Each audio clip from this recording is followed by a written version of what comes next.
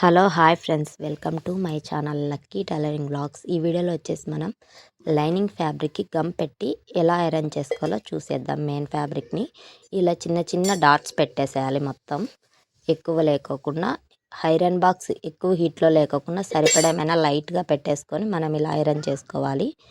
ఎక్కువ హీట్ ఉంటే మనకి క్లాత్ అనేది ముడుచుకొని వచ్చేస్తుంది. ఎక్కడ ముడతలు లేకోకుండా నీట్గా చూసుకొని నిదానంగా చేసుకోవాలి. ఇలా చేసుకోవడం వల్ల మిషన్ మీద ఒక 15 మినిట్స్ కానీ అట్లా మనకి వర్క్ తగ్గిన ఫీలింగ్ వస్తుంది.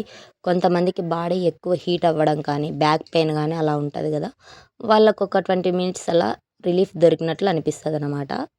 పని కొంచెం వర్క్ తక్కువైన ఫీలింగ్ వస్తుంది అనమాట. ఇప్పుడు వచ్చేసి బ్యాక్ పార్ట్కి ఇలా పెట్టేసుకొని చిన్న చిన్న డాట్స్ పెట్టుకొని ఒకసారి ఐరన్ బాక్స్ని అలానే హీట్ ఎక్కువ ఉందా నార్మల్గా ఉందా అని చెక్ చేసుకున్న తర్వాత మనం ఐరన్ చేసుకోవాలి. లేదంటే మెయిన్ ఫ్యాబ్రిక్ అనేది ముడుచుకొని వచ్చేస్తుంది. మన ఛానల్ అయితే న్యూ ఛానల్ ఫ్రెండ్స్, మీ సపోర్ట్ కోరుకుంటున్నాను. లైక్ చేసి సబ్స్క్రైబ్ చేసుకోండి ఫ్రెండ్స్. ఈ బ్యాక్ పార్ట్ ఐరన్ చేసేసుకొని పక్కన పెట్టేసుకోవాలి. ఎక్స్ట్రా ఉన్న క్లాత్ అంతా తర్వాత కటింగ్ చేసేసుకుంటాను. హ్యాండ్స్ అయితే లోడింగ్ పద్ధతిలో స్టిచ్ చేస్తాను. క్రాస్ బెల్ట్ కూడా అంతే లోడింగ్లోనే చేసేసుకుంటాను. వీడియో నచ్చితే లైక్ చేసి సబ్స్క్రైబ్ చేసుకోండి ఫ్రెండ్స్.